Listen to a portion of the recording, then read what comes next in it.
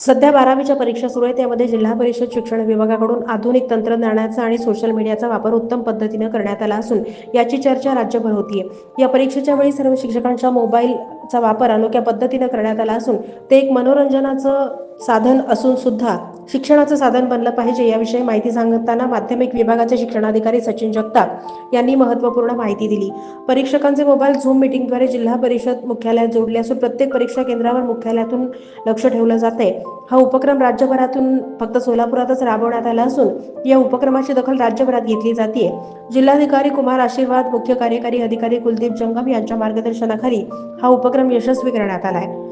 परीक्षा मुक्त वातावरणात पार पडावी यासाठी ही मोहीम हाती घेण्यात आली आहे.